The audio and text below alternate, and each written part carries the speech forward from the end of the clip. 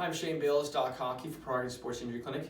Today we're going to do the pendulum swing exercise. We often do this at the beginning of shoulder rehab when anyone has a shoulder pain, because often they're holding their arm, or they're just not moving a lot because of the pain that they're having. We want to get that moving a little bit. Helps with inflammation, getting it out of the joint, as well as just helping the muscles activate so that they're contracting a little bit more, giving a little bit more stability.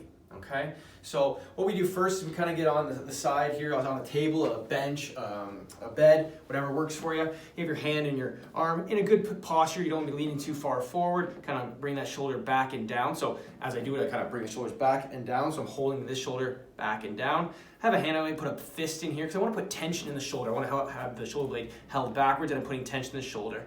Okay, I'm going to be going forward and backwards. You don't have to go really fast, nice and slow, making sure there's tension in that shoulder because you're creating stability and activating those muscles. And I'm going side to side like so. You can turn the hand if you want to. Make sure this is out of pain. You want to be doing in pain, so if you do a smaller range of motion, that's fine. Then we'll be doing circles, clockwise, counterclockwise. I'm still holding that shoulder in there, shoulders back and down, right? No pain with these, and nice and slow. And I do reps about 20 to 30. So let's just look at the board here. We have pendulum swings.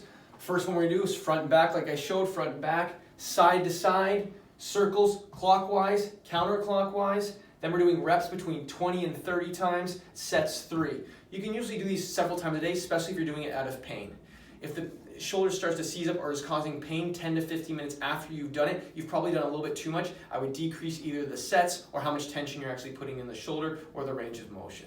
I hope that helps you with your shoulder stuff right at the beginning. Get that inflammation out, create stability, and get yourself out of shoulder pain. Have a great day.